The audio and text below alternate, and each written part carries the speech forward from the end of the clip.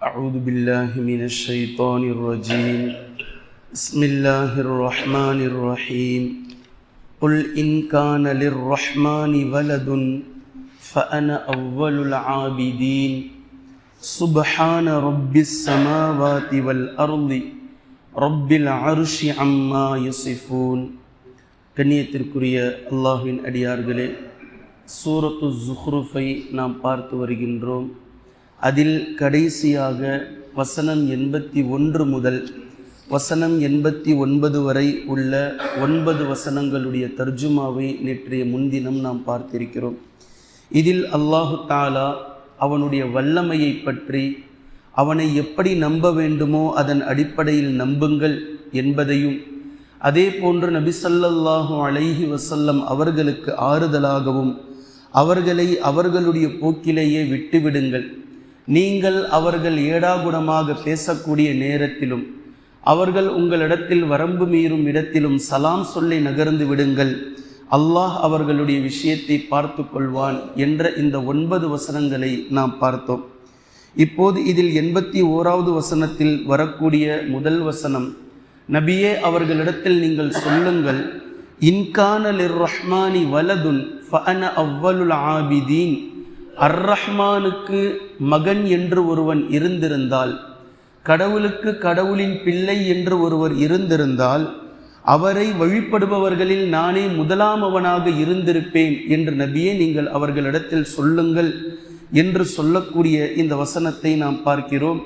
இந்த வசனத்திற்கு அறிஞர்கள் பலதரப்பட்ட கருத்துக்களை முன்மொழிந்திருக்கிறார்கள். இதில் ஆழமான முதல் 3 கருத்துக்களை பெரும்பாலான எல்லா தஃப்சீர்களிலும் நீங்கள் இருப்பதை காணலாம். இதில் முதலாவது விஷயம், குர்ஆனிற்கு எப்படி நாம் மொழிபெயர்க்கிறோமோ இந்த கருத்தை இப்னு ஜரீர் ரஹிமஹுல்லா போன்றவர்கள் அந்த கருத்தை ஆதரித்திருக்கிறார்கள். அதாவது அல்லாஹுக்கு குழந்தை என்பது கிடையாது, அதை விட்டு அவன் மகா தூய்மையானவன், அப்படிப்பட்ட பலவீனத்திலிருந்து அவன் மாறுபட்டவன், அவன் தனித்தவன், தன்னிகர் அற்றவன், அவனுக்கு குழந்தை என்பது இல்லவே இல்லை, ஒருபோதும் இருக்க வாய்ப்பும் இல்லை, இருக்கவும் கூடாது. அது அவனுடைய மாண்புக்கும் மகிமைக்கும் அவனுடைய கண்ணியத்திற்கும் தகுதியானது அன்று, அவனுக்கு குழந்தை இருந்திருந்தால். அதைத்தான் அல்லாஹு தஆலா இங்கு இன்கான லிர்ரஹ்மானி, இது நிபந்தனை வாக்கியம். இன்கான, ஒருவேளை இருந்திருந்தால், அப்படின்னா இருக்குமோ என்பதல்ல, இருக்கவே இருக்காது, அப்படி சாத்தியக்கூறே அதற்கு கிடையாது. இருந்திருந்தால் என்பது நிபந்தனையான வாக்கியம், ஒருபோதும் இருக்க முடியாது. அப்போ வணங்குதலும் அல்லாஹ்வை தவிர வேறு யாருக்கும் இருக்க முடியாது என்பதும் பின்னாடி இருக்கக்கூடிய சொற்றொடருக்கு இருந்திருந்தால் ஃபஅன அவ்வலுல் ஆபிதீன், அவனை வணங்குபவர்களில் நானே முதலாமவனாக இருந்திருப்பேன் என்று வரக்கூடிய இந்த ஒட்டுமொத்த வாக்கியமும் அல்லாஹ்வை தவிர இந்த உலகத்தில் வேறு யாருக்கும் வணங்குதல் இல்லை என்ற இதுவரைக்கும் உள்ள வாக்கியம் எல்லாமே நிபந்தனையானது என்று இது முதல் கருத்திலே நம்மால் பார்க்க முடிகின்றது. பின்பு இரண்டாவது கருத்து, ஆபிதீன் என்ற இந்த வார்த்தைக்கு இமாம் அஸ்-சுஃபியான் அஸ்-சௌரி ரஹிமஹுல்லா அவர்களும், அதே போன்று சஹீஹுல் புகாரியினுடைய ஆசிரியர் இமாம் புகாரி ரஹிமஹுல்லா அவர்களும் இதற்கு அப்படியே வேறு விதமான பொருளை தருகின்றார்கள். ஆபிதீன் என்பது மறுப்போர்களில் என்று பொருள் தருகிறார்கள். அதாவது ஆபிதீன் என்பதற்கு ஜாஹிதீன், ஆஃபினீன் என்று அவர்கள் பொருள் தருகிறார்கள். இதன்படி பொருள், குல் நபியே நீங்கள் கூறுங்கள், இன்கான லிர்ரஹ்மானி வலதுன் ஃபஅன அவ்வலுல் ஜாஹிதீன் ஃபஅன அவ்வலுல் ஆஃபினீன், இறைவனுக்கு ரஹ்மானுக்கு குழந்தை என்பது இல்லை. ஒருவேளை இருக்கிறது என்று நீங்கள் சொல்வீர்களே, ஆனால் இறைவனுக்கு குழந்தை இருக்கிறது என்று சொல்லக்கூடிய உங்களை மறுப்போர்களில் முதலாமவனாக நான் இருக்கிறேன் என்று இமாம் புகாரி ரஹிமஹுல்லா அவர்கள் பொருள் கொள்கின்றார்கள். இதன் அடிப்படையில் சஹீஹுல் புகாரியில் 4819வது ஹதீஸின் இலக்கத்தில் இதை பற்றிய பாடத்தை இமாம் அவர்கள் மிக தெளிவாக இந்த வசனத்திற்கு கொண்டு வருகிறார்கள்.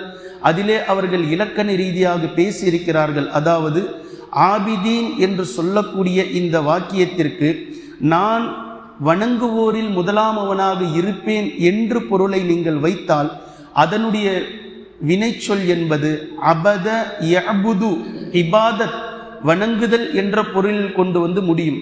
ஆனால் இங்கு இமாம் அவர்கள் புகாரி ரஹிமஹுல்லா அவர்கள் வைக்கக்கூடிய பொருளின்படி மறுப்போர்கள், ஆபிதீன் என்பதற்கு ஜாஹிதீன், மறுப்போர்களில் முதலாமவனாக நான் இருப்பேன் என்று சொல்லக்கூடிய இந்த ஆபிதீன் என்று குரானில் வரக்கூடிய இந்த வாக்கியம் என்பது அபத யஅபுது அல்ல, அபித யஅபது என்ற பொருளை கொண்டு வரும். இப்படி கொண்டு வந்தால் இது மறுப்போர்கள் என்ற வார்த்தையை கொண்டு வரும் என்று இமாம் புகாரி ரஹிமஹுல்லா அவர்கள் குறிப்பிட்டிருப்பது இங்கு குறிப்பிடத்தக்கது.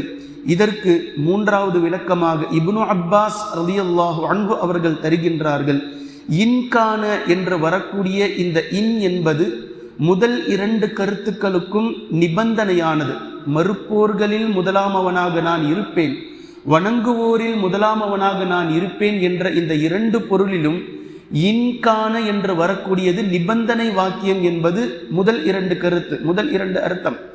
மூன்றாவது அர்த்தம் இப்னு அப்பாஸ் ரலியல்லாஹு அன்ஹு அவர்கள் கூறக்கூடிய இந்த இடம் இன்கான என்று வரக்கூடிய இந்த இன் நிபந்தனைக்கானது அல்ல, மாறாக அவர்கள் பொருள் தருகிறார்கள். இது ஒரு எதிர்மறை சொல். இன் என்று இங்கு வருவது எதிர்மறை சொல் என்று இப்னு அப்பாஸ் ரலியல்லாஹு அன்ஹு அவர்கள் கூறக்கூடிய இந்த வாக்கியத்தை இமாம் கத்தாதா ரஹிமஹுல்லா அவர்கள் வழிமொழிகிறார்கள். இவர்கள் வைக்கக்கூடிய பொருளின்படி, நபியே அந்த மக்களிடத்தில் நீங்கள் கூறுங்கள், புல் இன்கான லிர் ரஹ்மானி வலதுன், இறைவனுக்கு குழந்தை என்பது இருந்திருந்தால், இறைவனுக்கு மகன் என்பது இருந்திருந்தால் என்பதற்கு அவர்கள் வைக்கக்கூடிய பொருள் இறைவனுக்கு குழந்தை என்பது இல்லை, இறைவனுக்கு மகன் என்பது இல்லை, அப்படிப்பட்ட பலவீனத்திலிருந்து அவன் தூய்மையானவனாக இருக்கின்றான். ஒருவேளை இருந்திருந்தால் அதற்கு சாட்சி அளிப்போர்களில் நானே முதலாம் அவனாக இருந்திருப்பேன். ஃபஅன அவ்வலுல் ஆபிதீன் இது முதல் கருத்து. ஃபஅன அவ்வலுல் ஜாஹிதீன் இது இரண்டாவது கருத்து, இமாம் புகாரி ரஹிமஹுல்லா அவர்களுடைய கருத்து. இப்னு அப்பாஸ் ரலியல்லாஹு அன்ஹு அவர்களுடைய கூற்று ஃபஅன அவ்வலுல் ஷாஹிதீன், அவர்களுக்கு இறைவன் இருக்கிறான், இறைவனுக்கு மகன் இருக்கிறான் என்பதற்கு சாட்சி சொல்பவர்களில் நானே முதலாம் அவனாக இருந்திருப்பேன். எப்படி இறைவன் இருக்கின்றான் என்பதற்கு அஷ்ஹது அல்லா இலாஹ இல்லல்லா என்று சாட்சி சொல்கின்றோமோ, இறைவனுக்கு மகன் இருக்கின்றான் என்பதிலும் நாமே சாட்சி சொல்பவர்களில் முதலாம் அவர்களாக இருந்திருப்போம் என்று இப்னு அப்பாஸ் ரலியல்லாஹு அன்ஹு அவர்கள் பொருள் கொடுத்தார்கள். அபூ ஸஹர் ரஹிமஹுல்லா அவர்கள் குழந்தை என்பது அல்லாஹுக்கு கிடையாது என்பதை உறுதியோடு நாம் நம்புவதோடு குழந்தை இருக்கும் என்று சொல்வதையும் உறுதியோடு நாம் மறுக்கின்றோம் என்று அவர்கள் கூறிவிட்டு அவனை மட்டுமே வழிபடுபவரில் முதலாம் அவனாக நான் இருக்கின்றேன் என்று அவர்கள் பொருள் கொண்டார்கள். இதே போன்று இமாம் முஜாஹித் ரஹிமஹுல்லா அவர்கள் இதற்கு பொருள் கூறும்போது, குழந்தை இருப்பதாக கூறும் உங்களுடைய தகவலை மறுத்து, அதாவது குறைஷிகளுடைய தகவல், குழந்தை இறைவனுக்கு இருக்கிறது என்று கிறிஸ்தவர்கள் குறைஷி மக்கள் கூறக்கூடிய இந்த வாக்கியம், இவர்கள் வானவர்களை குழந்தை இருக்கிறார், வானவர்கள் அல்லாஹுடைய குழந்தை என்று குறைஷிகள் கூறினார்கள். ஈசா அலைஹிஸ்ஸலாம் கடவுளின் பிள்ளை என்று, அல்லாஹுடைய மகன் என்று கிறிஸ்தவர்கள் கூறினார்கள். உசைர் அலைஹிஸ்ஸலாம் அவர்கள் அல்லாஹுடைய பிள்ளை என்று யூதர்கள் கூறுகிறார்கள்.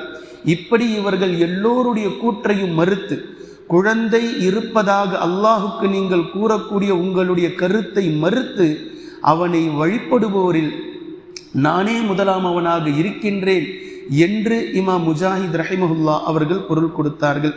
இதே போன்று இமாம் புகாரி ரஹிமஹுல்லா அவர்கள் இதற்கு இன்னும் தெளிவான கூற்றோடு இன்னொரு கருத்தையும் பதிவு செய்கின்றார்கள்.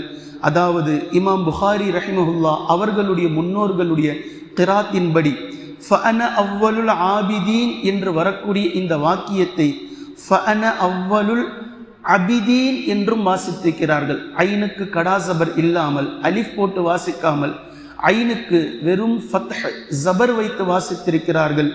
எதிர்ப்பவன் இரண்டு பொருள்களிலும் இரண்டு இடத்திலும் ஆபிதீன் என்று வாசித்தாலும் அபிதீன் என்று வாசித்தாலும் அவர்களுடைய கூற்றுப்படி மறுப்போர்களில் முதலாம் அவனாக நான் இருக்கின்றேன் என்பதுதான் அவர்களுடைய கருத்து.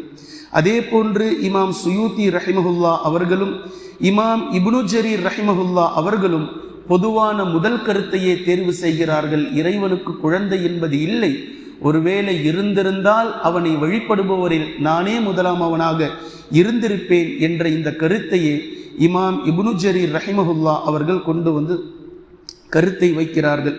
இந்த இமாம்களுடைய கூற்றின்படி மொத்தமாக இந்த வாக்கியத்திற்கு 3 முக்கிய கருத்துக்களை நம்மால் புரிந்து கொள்ள முடிகின்றது. ஒன்று, இமாம் சுயூத்தி ரஹிமஹுல்லா இவர்களுடைய கூற்றுப்படி, இவர்களெல்லாம் தஃப்சீர் கலையில் மேலோங்கி நிற்கக்கூடிய இமாம்களுடைய வரிசைகள். இதில் இமாம் சுயூத்தி ரஹிமஹுல்லா, இமாம் இப்னு ஜரீர் ரஹிமஹுல்லா இவர்களுடைய கருத்து, முதல் கருத்து, இறைவனுக்கு குழந்தை என்பது இல்லை. அப்படி ஒருவேளை இருந்திருந்தால் அவர்களை வழிபடுபவரில் நானே முதலாமவனாக இருந்திருப்பேன் என்பது முதல் கருத்து. பின்பு இரண்டாவது, இமாம் இப்னு சுஃபியான் அத்-தௌரி ரஹிமஹுல்லா அவர்கள், இமாம் புகாரி ரஹிமஹுல்லா அவர்கள் கூறக்கூடிய கருத்து, இறைவனுக்கு குழந்தை என்பது இல்லை. ஒருவேளை இருந்திருந்தால் அதை மறுப்போர்களில் முதலாம் அவனாக நானே இருந்திருப்பேன். ஃபஅன அவ்வலுல் ஆபிதீன் என்பதற்கு பாதகமாக ஃபஅன அவ்வலுல் ஜாஹிதீன் என்று பொருள் கொண்டு அவர்கள் வாசிக்கிறார்கள். அதே போன்று மூன்றாவது கருத்து, இப்னு அப்பாஸ் ரலியல்லாஹு அன்ஹு அவர்களுடைய கூற்று, இந்த இடத்தில் இன் என்பது நிபந்தனைக்கான வாக்கியம் அல்ல, மாற்றமாக அது எதிர்மறையான சொல். ஃபஅன அவ்வலு ஷாஹிதீன், இறைவனுக்கு குழந்தை என்பது இல்லை. ஒருவேளை இருந்திருந்தால் அவர்களில் சாட்சி சொல்பவர்களில் நானே முதலாமவனாக இருந்திருப்பேன் என்று இப்னு அப்பாஸ் ரலியல்லாஹு அன்ஹு அவர்கள் கருத்தை கூறுகின்றார்கள். இந்த 3 கருத்தில் தஃப்சீர் கலையில் மேலோங்கி நிற்கக்கூடிய கிதாபான இமாம் இப்னு கஸீர் ரஹிமஹுல்லா அவர்களுடைய கிதாபில் இமாம் இப்னு ஜரீர், இமாம் சுயூத்தி ரஹிமஹுல்லாஹு அலைஹிமா இவர்களுடைய முதல் கருத்தையே அவர்கள் தேர்வு செய்திருக்கிறார்கள் என்பதும் குறிப்பிடத்தக்கது. அதற்கு ஆதாரமாக இமாம் இப்னு கஸீர் ரஹிமஹுல்லா அவர்கள் கொண்டு வரக்கூடிய ஆதாரம் இதே சூறாவில் இதனை தொடர்ந்து வரக்கூடிய 82வது வசனம். அதனால்தான் அல்லாஹு தாலா 82வது வசனத்தில் சுப்ஹான, அல்லாஹு தாலா தூய்மையானவன், எதை விட்டு எந்த கருத்தையெல்லாம் இவர்கள் சொல்லி இறைவனுக்கு குழந்தை இருக்கிறது என்று சொல்கிறார்களோ, இறைவனை பலவீனப்படுத்துகின்றார்களோ, இறைவன் தேவையில்லாத தேவையற்றவனாக இருந்தும் குழந்தையின் பக்கம் இறைவன் தேவையுடையவன் என்று இவர்கள் என்னென்ன கருத்துக்களை கொண்டு வந்து வழிமொழிகிறார்களோ, அப்படிப்பட்ட எல்லா விதமான குறைகளை விட்டும் அல்லாஹ் தூய்மையானவன், மகா தூய்மையானவன். ரப்பிஸ் ஸமாவாதி வல் அர்த், வானங்கள் மற்றும் பூமியின் ரப்பாக அவன் இருக்கின்றான். ரப்பில் அர்ஷி, அர்ஷுடைய ரப்பாகவும் அவன் இருக்கின்றான். அம்மா யசிஃபூன், என்னென்ன வர்ணனைகளை இவர்கள் அல்லாஹுக்கு வர்ணிக்கிறார்களோ, கூற்று வைக்கிறார்களோ, அப்படி இப்படி குழந்தைகள், வானவர்கள் குழந்தைகள், உஸைர் அலைஹிஸ்ஸலாம் பிள்ளை, ஈசா அலைஹிஸ்ஸலாம் பிள்ளை, அவதாரம், என்னவெல்லாம் இவர்களுடைய வர்ணனை இருக்கின்றதோ, இவர்களுடைய தேவையில்லாத இப்படிப்பட்ட எல்லா விதமான வர்ணனைகளில் இருந்தும் அல்லாஹ் தூய்மையானவன் என்று இமாம் இப்னு கஸீர் ரஹிமஹுல்லா அவர்கள் முதல் கருத்தை தேர்வு செய்து அதற்கு ஆதாரமாக 2வது வசனத்தையே கொண்டு வந்து நிறுவுகின்றார்கள். பின்பு 83வது வசனத்திலிருந்து நபி ஸல்லல்லாஹு அலைஹி வஸல்லம் அவர்களுக்கு இந்த குறைஷி மக்களை நீங்கள் விட்டுவிடுங்கள் என்றும் சொல்லி பின்பு அல்லாஹ் அவனுடைய வல்லமையை பற்றியும் பேசுகின்றான். அங்கிருந்து இன்ஷா அல்லாஹ் தொடர்ந்து நாம் பார்க்கலாம் அதனுடைய விளக்கத்தை. குர்ஆனையும் ஹதீஸையும் தெளிவாக விளங்கக்கூடிய நன்மக்களாகவும் அதை நடைமுறைப்படுத்தக்கூடிய மக்களாகவும் அல்லாஹ் நம்மை ஆக்குவானாக.